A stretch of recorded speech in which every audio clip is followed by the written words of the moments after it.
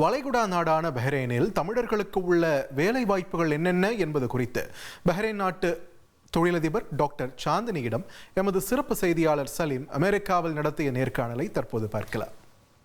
சாந்தினி அவர்கள் பஹ்ரைன் நாட்டிலேருந்து வந்திருக்காங்க. இந்திய குடிமகள் தான், ஆனால் அவங்க கோல்டன் விசா வச்சிருக்காங்க. 27 வருஷமா பஹ்ரைன்ல இருக்காங்க. சாஃப்ட்வேர் கம்பெனியை ரன் பண்ணிட்டு இருக்காங்க. அது மட்டும் இல்லாமல் அங்கே சேம்பர் ஆஃப் காமர்ஸில் முக்கிய பதவி வகிக்கிறாங்க.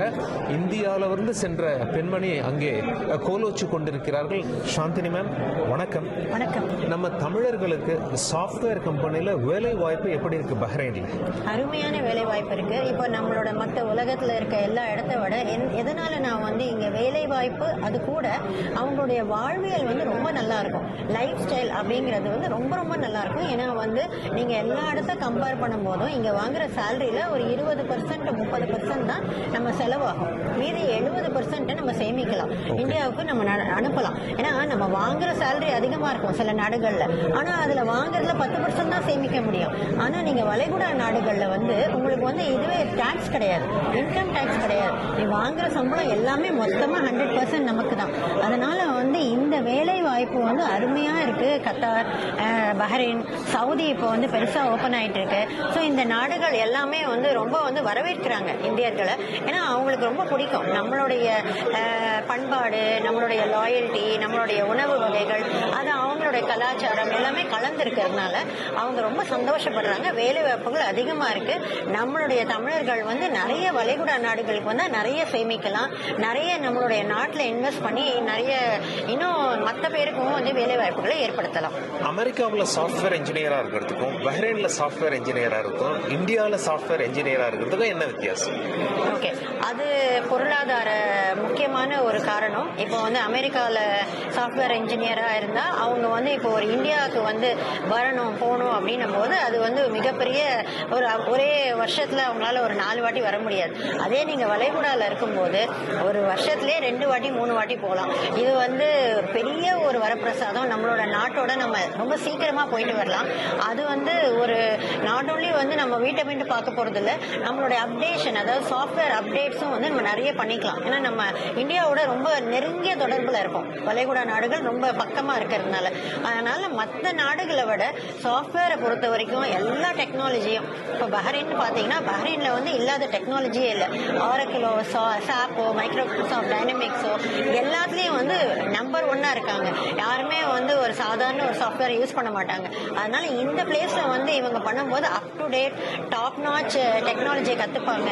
ஏஐயா இருக்கட்டும், பிளாக் செயினா இருக்கட்டும். ஏன்னா பஹ்ரைன் கவர்மெண்ட் வந்து ஃபின்டெக் வந்து நிறைய முன்னுரிமை கொடுத்துட்டு இருக்கு. அந்த முன்னுரிமை கொடுக்கும் போது சென்ட்ரல் பேங்க் ஆஃப் பஹ்ரைன் அவங்க வந்து இப்போ தமிழர்கள், இப்போ நான் வந்து ஒரு ப்ராடக்ட் பண்ணேன்னா நான் வந்து வேற நாட்டை சேர்ந்தவளா இருந்தாலும் அவ்வளோ பேர், ஒரு 40 பேர் பார்ட்டிசிபேட் பண்ண அந்த ஒரு காம்படிஷன்ல நான் ஒரு தமிழ் பெண்ணுக்கு தான் வந்து ஃபர்ஸ்ட் பிரைஸ் கொடுத்தாங்க. அந்த மாதிரி ஒரு இடத்துல தான் வந்து நம்ம உருவாக்க முடியும் பெரிய ஆளா. இந்த பெரிய, அதாவது நம்ம சொல்லுவாங்க ஒரு பழமொழி, அதாவது பெரிய கடல்ல வந்து ஒரு சின்ன மீனா இருக்கிறத விட ஒரு சின்ன பாத்திரத்துல பெரிய மீனா இருக்கிறது மிகப்பெரிய ஒரு சிறப்பானது. ஸோ பஹ்ரைனோ இல்லை அந்த நாடுகள்ல வந்து நம்மளுக்கு நிறைய முன்னுரிமை தராங்க. நம்மள வந்து எடுத்துக்காட்டா எல்லாருக்கும் சொல்றாங்க. என்ன வந்து ஒரு ஸ்பீக்கரா சிங்கப்பூர் ஃபின்டெக் ஃபெஸ்டிவலுக்கோ ஜெர்மனுக்கோ எல்லா இடத்துலயும் ரெப்ரசென்ட் பண்ண வைக்கிறாங்க. ஸோ இந்த மாதிரி வாய்ப்புகள் கிடைக்கிற நாட்டுக்கு நம்ம தமிழர்கள் போய் அவங்க மூலமா நம்ம தமிழ் பெருமையை வந்து நிலைநாட்டணும். Wonderful ma'am. என்னுடைய கடைசி கேள்வி, தமிழக மக்கள் உங்களை பார்த்துட்டு இருக்காங்க, மாணவர்கள் உங்களை பார்த்துட்டு இருக்காங்க. நீங்க ஒரு சாஃப்ட்வேர் கம்பெனி நடத்தி நிறைய பேருக்கு வேலை வாய்ப்பு உண்டாக்குறீங்க பஹ்ரைன்ல. என்ன மாதிரியான குவாலிட்டிஸை மாணவர்கள் வளர்த்துக்கிட்டா, பிளஸ் என்ன மாதிரியான படிப்பு படிச்சா பஹ்ரைன்ல வந்து நிறைய சம்பாதிக்கலாம்? அவங்க வந்து நிறைய இப்போ வந்து டெக்னாலஜின்னு பார்த்தாங்கன்னா டெக்னாலஜியில இப்போ வர்றது வந்து ஏஐ வந்து எல்லாரும் வந்து ஏஐ வர்றதுனால பயப்படுறாங்க, நமக்கு வேலை போயிடும். ஆனா பயப்படவே வேண்டாம். ஏஐ வந்து எப்படி வந்து பயன்படுத்தணும்ன்றதை வந்து நம்ம கத்துக்கிட்டோம்னா அதுக்குரிய வேலை வாய்ப்புகள் நிறைய இருக்கு. ஏன்னா டேட்டா வந்து அபண்டன்டா இருக்கு. இப்போ அந்த டேட்டாவை எப்படி யூஸ் பண்ணணும், அந்த டேட்டாவை வச்சு ஒரு கம்பெனிக்கு வந்து என்னென்ன விதத்துல வந்து பயன்பெற மாதிரி பண்ணணும்ன்றது வந்து ஏஐ வந்து சொல்லி தருது. அதனால ஏஐ கோர்சஸ் வந்து நிறைய நிறைய இருக்கு. நிறைய ஏஐ கோர்சஸ் படிங்க, ஏஐ எப்படி செயல்படுத்தணுன்றதை கத்துக்கோங்க. அப்படி கத்துக்கிட்டீங்கன்னா உங்களுக்கு எந்த நாட்டிலையும் வந்து கற்றவருக்கு சென்ற இடமெல்லாம் சிறப்பு அப்படின்ற மாதிரி எல்லா இடத்துலயும் உங்களை வரவேற்பாங்க. இதுதான் நான் வந்து சொல்ல வருது. உங்களை அப்டேட் பண்ணிட்டே இருங்க. எந்த சப்ஜெக்டா இருந்தாலும், கம்ப்யூட்டர் சயின்ஸோ இல்ல லாவோ இல்ல மெடிசனோ, அன்னைக்கு படிக்கிறதோட நிறுத்திடாம இன்னும் ஃபியூச்சர்ல என்ன படிக்கணும், என்ன அப்டேட் பண்ணணும், இன்னைக்கு சினிமா துறையா இருந்தாலும் சரி, அரசியலா இருந்தாலும் எதுல இன்னைக்கு என்ன இருக்குன்றத டெய்லி ஒரு ½ அன் அவர் அலோகேட் பண்ணி அதை படிச்சிடுங்க. அது வந்து ரொம்ப முக்கியமானது.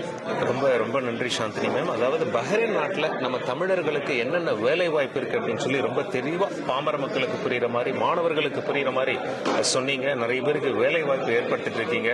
நம் தந்தி டிவி மூலமாக உங்களை பார்த்து கொண்டிருக்கும் நம்ம தமிழக மக்களுக்கும் உங்களுடைய நிறுவனத்தில் இனி வருங்காலத்தில் வேலை வாய்ப்பு இருக்கும் அப்படின்னு சொல்லி நாங்க நம்புறோம். பஹ்ரைன்ல உள்ள வேலை வாய்ப்பை பத்தி தெளிவாக எடுத்து சொன்னமைக்கு மிக்க நன்றி.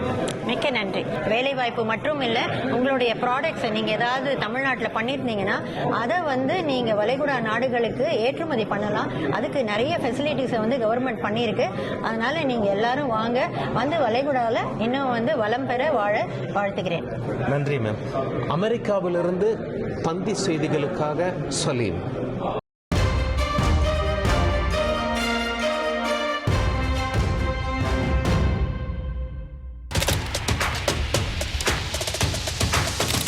அதிமுக்கிய விவரங்களை அனைவருக்கும் புரிய வைக்கும் பாட்காஸ்ட். பொருளாதார பல ட்ரில்லியன் ஆயுதங்களை கொள்முதல் செய்கிறது, சம்பவங்களை தேடி களத்திற்கே உங்களை அழைத்துச் செல்லும் ஸ்பாட்லைட். அங்க இருக்கக்கூடிய கள விவரங்கள் என்ன? கடந்த 5 வருஷமாவே சார் எனக்கு ரொம்ப பிடிக்கும் அவர் வர்றதுக்காக. எங்களுடைய நியாயமான கோரிக்கை. even at the cost of stopping. பார்வையாளர்களையும் செய்திக்குள் பங்கெடுக்கச் செய்யும் மக்கள் குரல். 50 ரூபாய் எங்களுக்கு தண்ணிக்கு ஒரு தீர்வே இல்லைங்க. 10 வருஷமா எங்களுக்கு சரியான ஒரு விடிவு கிடைக்கவில்லை. 60,000 ஏக்கருக்கு தான் கேட்கிறோம், பிச்சை கேட்கறாங்க. புத்தம் புதிதாக, வித்தியாசமாக. சில இடங்கள்ல பாகிஸ்தான்லயே பாராட்ட வேண்டாம், ஆனால் அதற்கு கொச்சைப்படுத்த வேண்டாம் என்று நான் கேட்டுக்கொள்கிறேன். மதத்தால் இனத்தால் மக்களை எப்படியெல்லாம் பிளவுபடுத்த முடியுமோ அந்த பிளவிற்குண்டான ஆயுதமாக இந்த மாநாட்டை அவர்கள் பயன்படுத்த நினைக்கின்றார்கள். அரசியலிலிருந்து சினிமா தனித்து இயங்க முடியாது.